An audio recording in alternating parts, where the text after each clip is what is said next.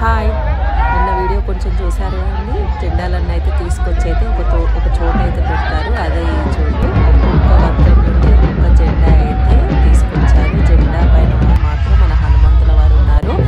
ఏ ప్లేస్లో పెట్టారంటే ఈ జెండాలను తీసుకొచ్చి ఒక మందిరం ఉంది. ఆ మందిరం అనేది పోలీస్ స్టేషన్ వెనకాల ఉంది. అక్కడికైతే అయితే జెండాలు తీసుకొచ్చారు. ఆ తర్వాత ఇలా ఎండలో వచ్చిన వాళ్ళకి ఇక్కడ సాంప్రదాయం షర్బత్ అనేది అయితే పోలీసు వాళ్ళు ఇస్తున్నారు. చాలా బాగుంటుంది, చల్లగా అందరైతే తాగుతున్నారండి.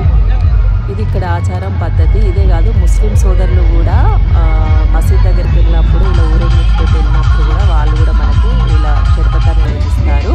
ఆ తర్వాత వచ్చేసి ఆయుధాలు అని చెప్పాను కదా, మధ్యలో మీకు ఆయుధం అనేది కూడా తల్వార్ అనేది కూడా కనబడింది. తర్వాత తల్వార్ని బట్టి కూడా డ్యాన్స్ అనేది కూడా చేశారు. అది కూడా చాలా గమనించండి. ఇదిగోండి, ఇది ఇంకొక వర్గము వేరే వాళ్ళు తీసుకొని వస్తున్నారు జెండా అనేది.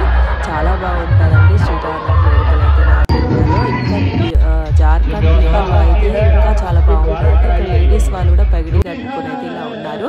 ఇది నైట్ వీడియో. నైట్ అయితే వచ్చేసి ఇలా ముంబై నుండి అయితే సింగర్స్ని అయితే పిలిపించి రామునికి సంబంధించిన సాంగ్స్ అయితే పాల్పిస్తున్నారు. చాలా బాగా అయితే నార్త్ ఇండియాలో సెలబ్రేషన్ అయితే బాగుంటుంది. నవమి వేడుకలు చూసి ఎంజాయ్ చేయండి. బాయ్. నా బ్లాగ్స్ అయితే సబ్స్క్రైబ్ చేయండి, లైక్ చేయండి. బాయ్.